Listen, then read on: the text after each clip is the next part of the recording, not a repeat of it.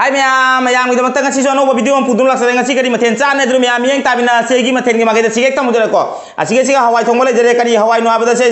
orol thong mani orol se mi khara khangam moi mairong bi hawai do mairong bi hawai thong mani se orol thong mulai jadi alu kangmen ma sigale jadi papad lau jadi dilkhus monkhus mayam na pamjaba dilkhus monkhus dugoi di kari aba ring finger gold finger angang sing sana ba utong mithai adege sigale jadi banda kobi kangau mulai jadi mana tabi kangau ma sigale jadi asigi hawai se sigesu hawai thong mo lejare ina ngasi dia topa jang jaw drabani to na hawai thong se sigesu pulai tengorani pore ne amana oktra diana do gi makta asiri ngasi gi mathen se to di mayam chaba hono me to ga chaba hodinge siga mayam gi makta isai mata matang lan doktor ga mayam na mieng tabina se gi isai macha se bu let's go be bulo ki isai ma gaida ho lok nang thunglanu lok lang na thungla di bidu ai gi leplani bidu ai gi lepladi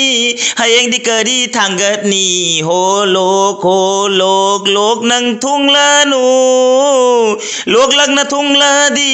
bidu ai gi leplani bidu ai gi lepladi hayeng di kari tanggat ni ho lok nang thunglanu lok nang na thungla di hayeng di karam video tanggat ni lok nang na thungla di hayeng di karam video tanggat ni ho lok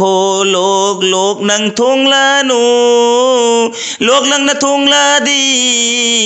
video ai gi lepla ni video ai gi lepla di hayeng di kari tanggat ni ho lok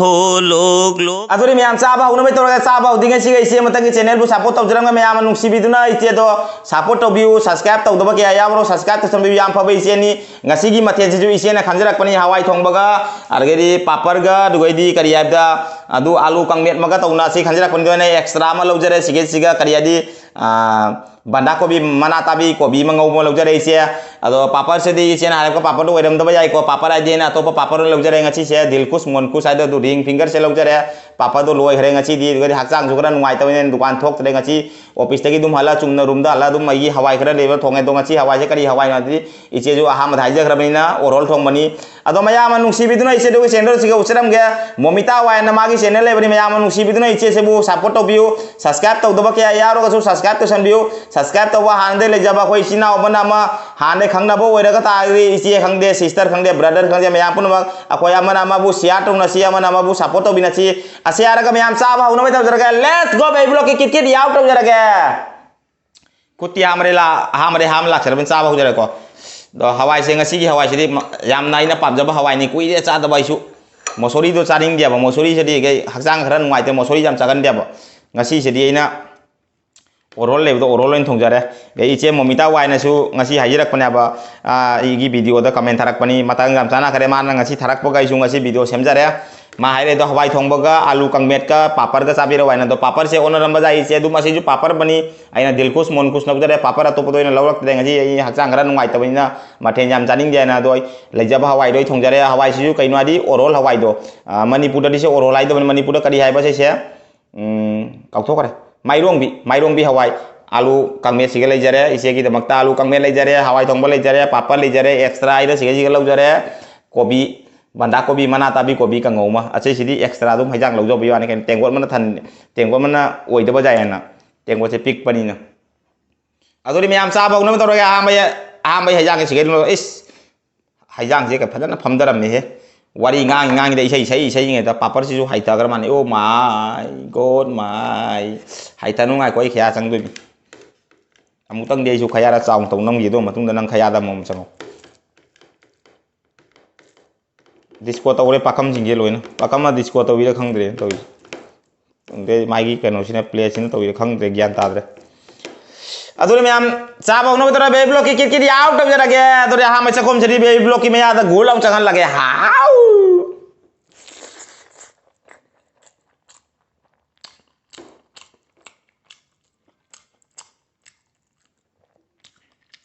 padan haure bo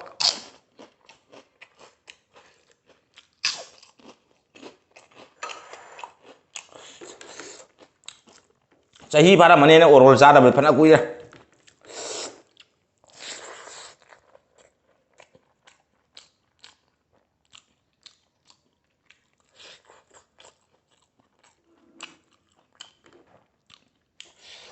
hawai khara indok ko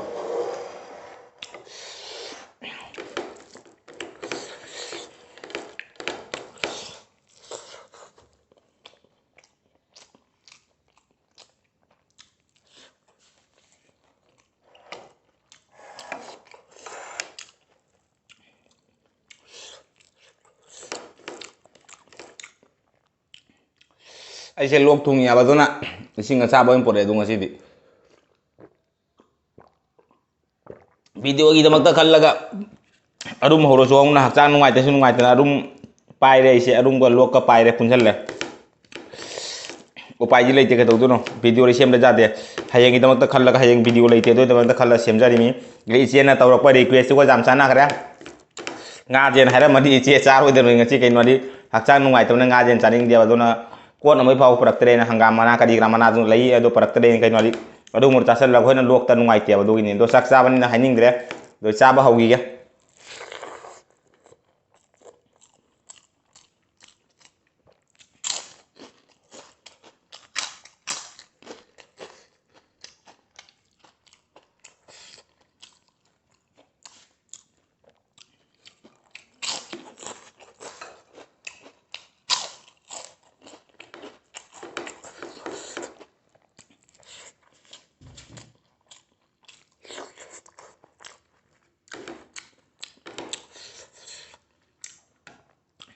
fazana hawre bo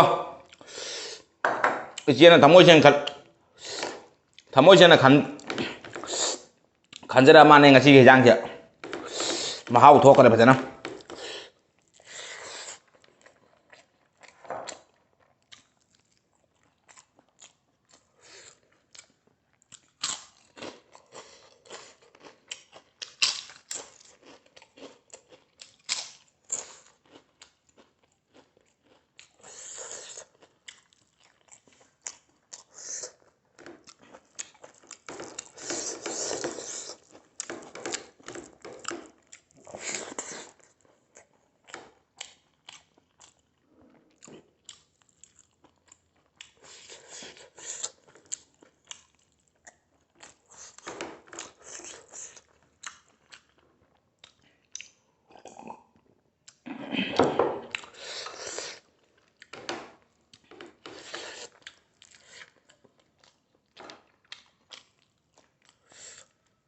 morok kang bodo ngawur ka hape ne sih ga alu ma tadi morok kang bodo man ngawur ka thau do ngawur hape hawon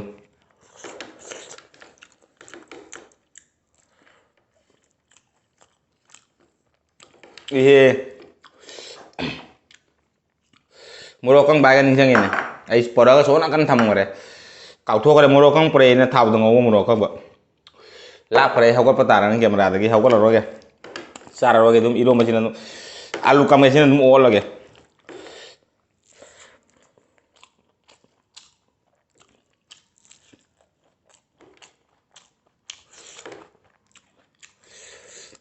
du jong du alu ai ne morok thau do no hap to phadana haw bani thum ro sa ban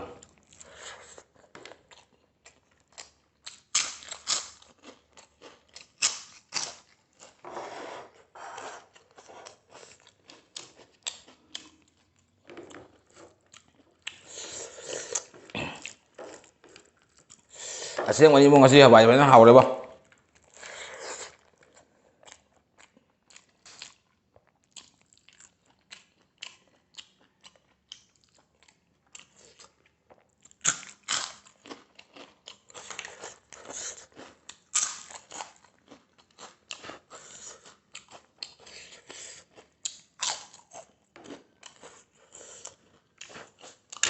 chú ý lên càng chi dùng một trình than chim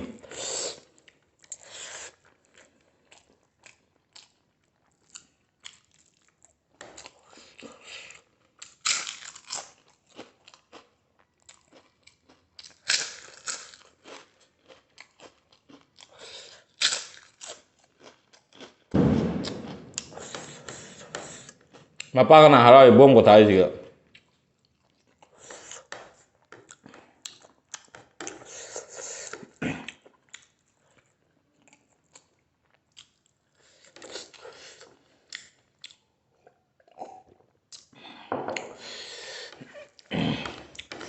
हावरेबो फजन जासालागा लोसाबा कुनब्रा खंग्रि फमुंदा हक्चांसे निल्ली अयुक्तगी ऑफिसतगी निन्न दुम लाई मेहदाक चारो फत्री जेरुम चारोबदगी हक्चांग नुंगाइगिद्रे दुम दुम नुंगाइदबन सोंदर है जी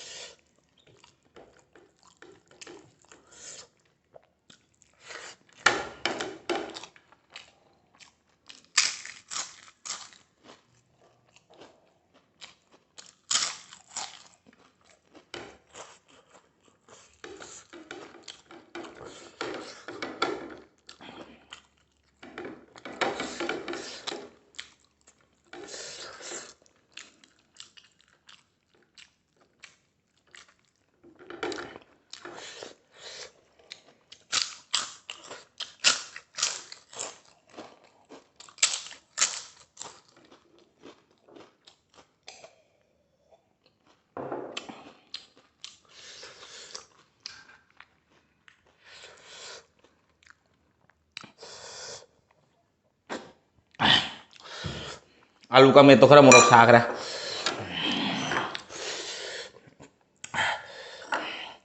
अदुरी मैं चाप सुलो मना मता वीडियो हेलो चलागा वीडियो जे मन वाला कदी लाइक शेयर कमेंट दो का भी चैनल से न मोसंग पैसिना फिंग यावरा चैनल से वो सब्सक्राइब तो चलो सब्सक्राइब तो मतलब बेल आइकन कटंग लाउनी को का भी कन दो दी है कि